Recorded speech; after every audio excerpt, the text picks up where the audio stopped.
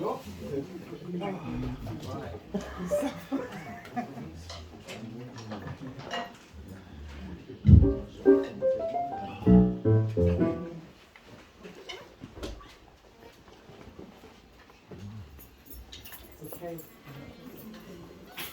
Technical stuff, folks. One sec, please. There we go.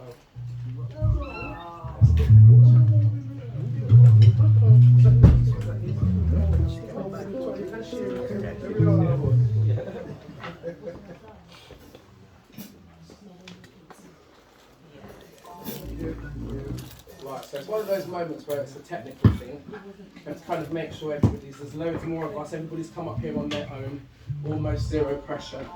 But of course, when there are like 5 of you, it takes a little bit more manoeuvring.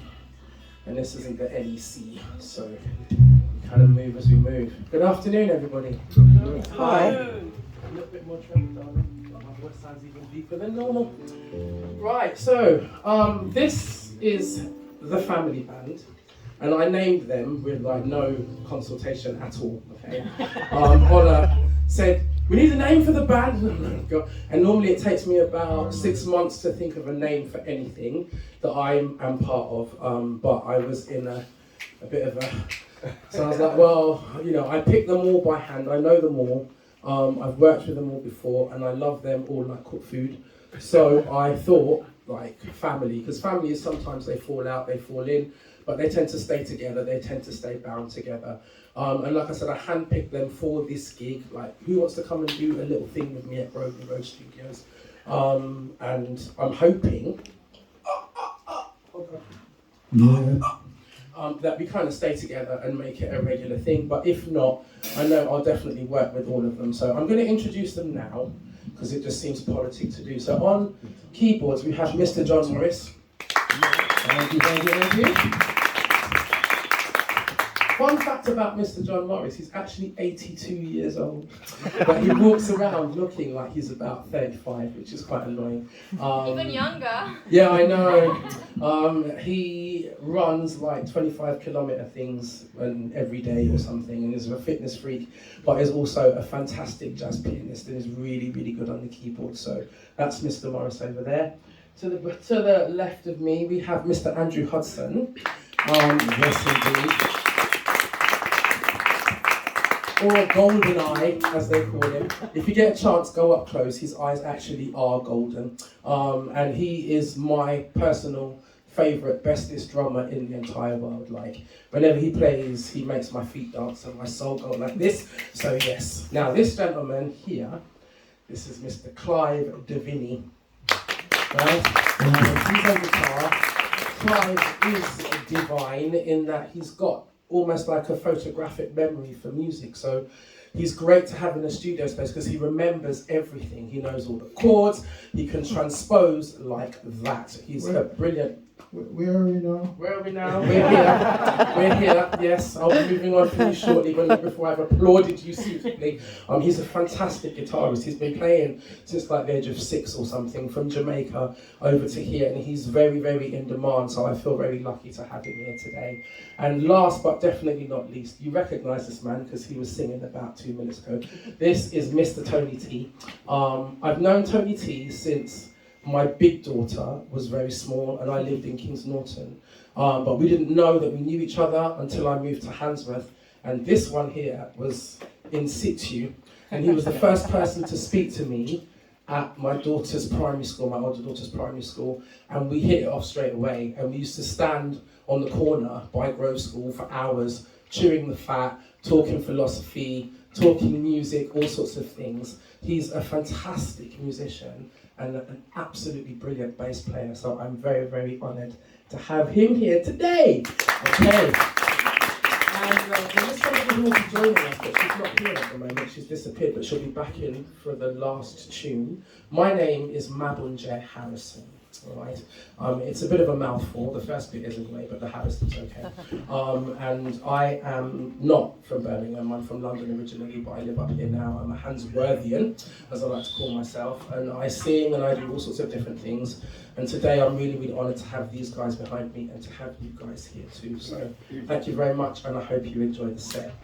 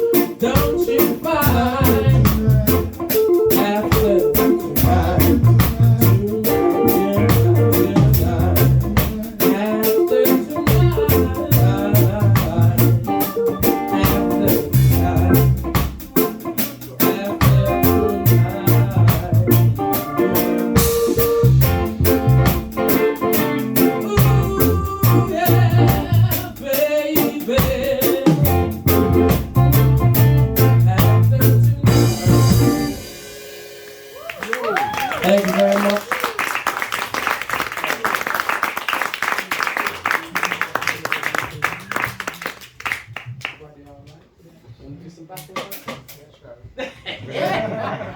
This is what happens when you've got loads and loads of singers in the band. Everybody might be backing vocal now. Okay, so when Ola asked me to do this, it started off as one thing and it changed to something else. It was supposed to be like a Windrush thing, so I picked a whole set of reggae music, and then it kind of swerved a bit and became a Commonwealth thing, and I was like, okay, I've already picked a set list.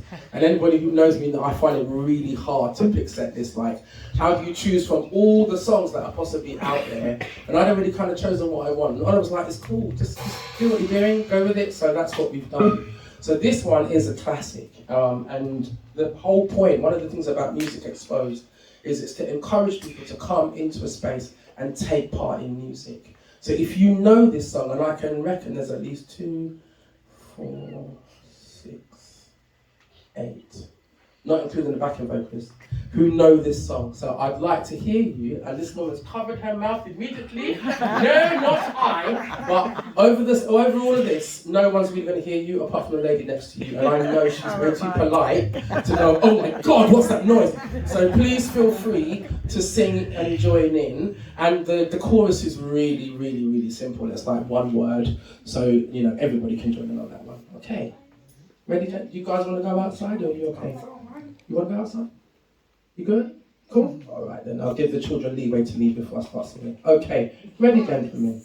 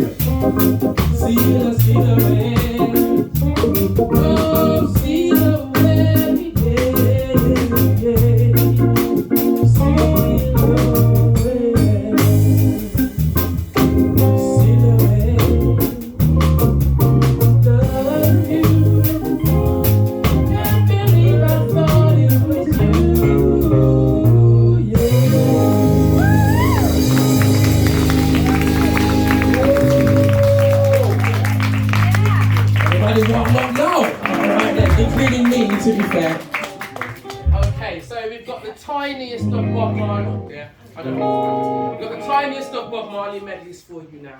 Hell yeah. One of my very favourites, which is quite I don't know, with the political stuff that's been happening recently, I'm not sure just how effective people power is, but I know that when this song was written, this is what it was about. It was about when politicians and people that consider themselves to be big men get chopped down, indeed.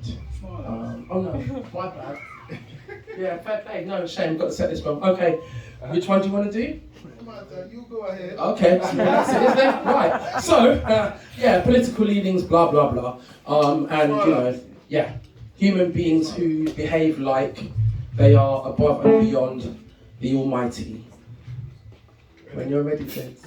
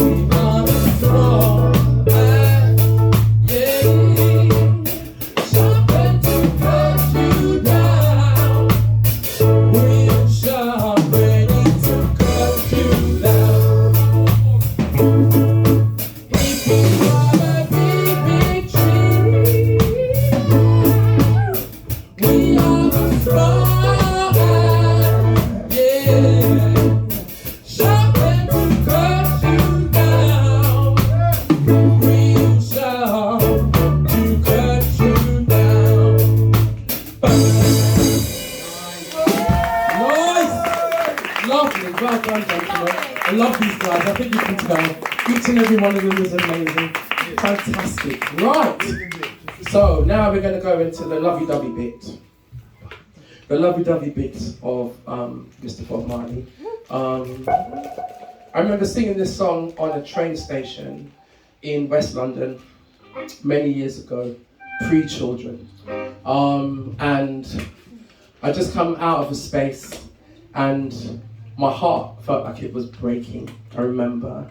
And I sat on a railway station in Richmond and felt like my whole life had come to an end. And there's something about unrequited love when you're the other side of 25, pre-25. And it makes you feel like whole life's just done. Nothing's ever going to go right again. And of course I know that obviously I'm still here. And yeah, I'm thriving. But this song is again one of my favourites, which is why I chose it. A little bit selfish there. Whenever you're ready, gentlemen.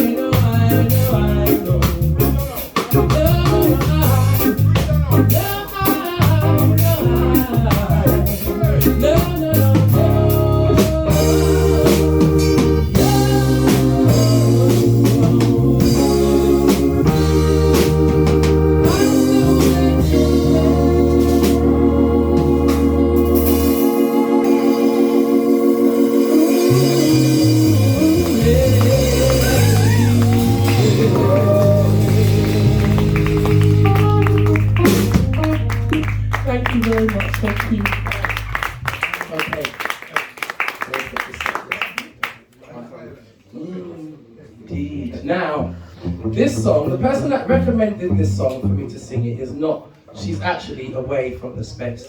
She's up running around somewhere. She said, have you heard this song? I was like, oh my God, I forgot I knew the song. Right, and then we agreed to do it together, and then she came to rehearsal on Monday, and she was in no way prepared. So I have the pleasure and honour of singing it by myself. It's a song by a gentleman called Freddie McGregor. And most people, I think, what happens all the time, we only know of a singer when we latch onto their music. There'll be a particular song, you're like, oh my God, who's that? And then you'll go and do some research. But some people, I think, tend to stick with just that one album. I know I'm that person.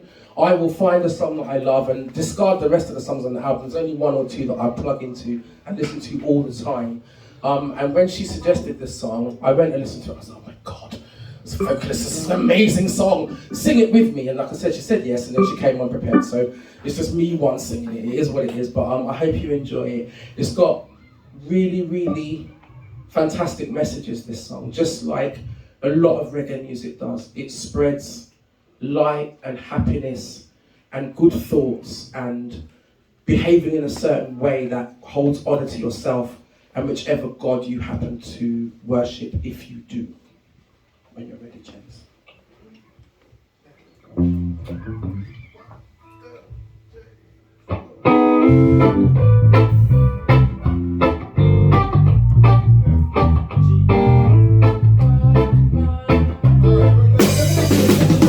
Wait till they sort themselves out. There we go.